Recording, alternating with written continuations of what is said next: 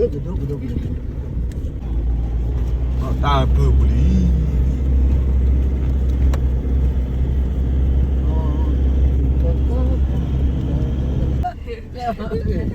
จะหมดจะบูแล้วมันเนี่ยไม่พันเดียวนะ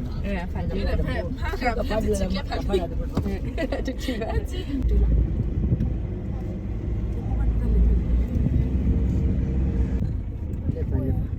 ปันนาปันนั้นเลยเราปักเป็นหนูปันนานาเจ็บนะ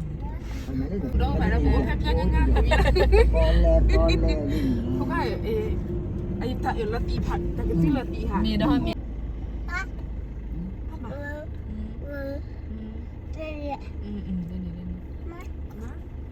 การเงินเริ่มมาสอบอ่ะ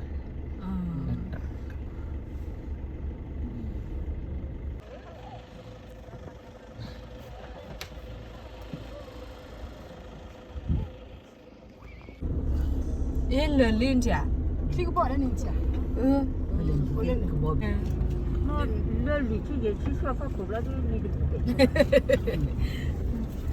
没把头做，人家那里头。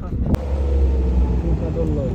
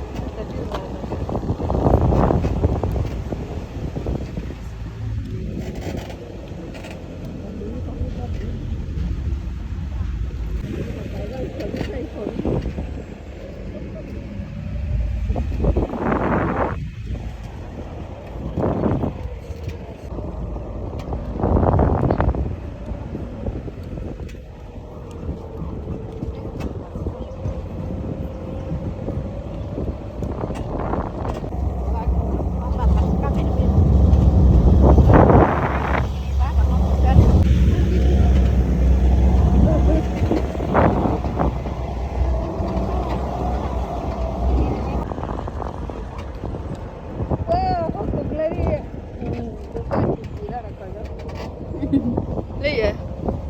อาชีพเยอะเดี๋ยวละนี่ก็กี่ปีแล้วเนี่ย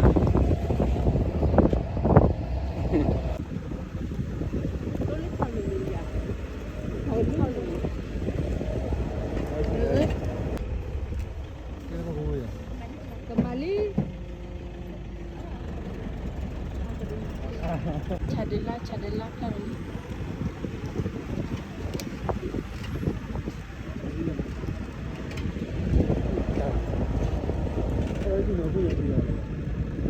kalau balik apa ya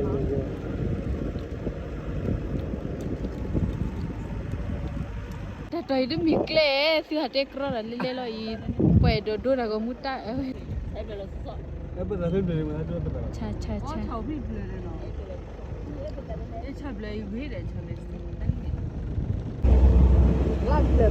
Ladbi lagi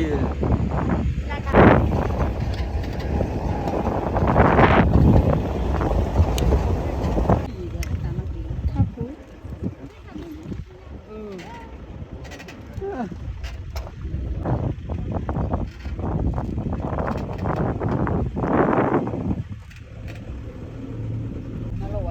Amalo wa ni burbun di sini.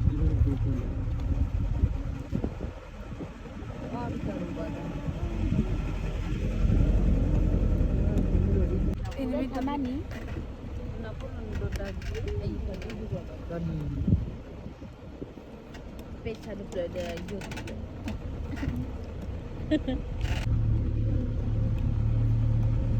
semua itu ya Terus kita cuba kau waktu tu. Dah, saya boleh tu dah.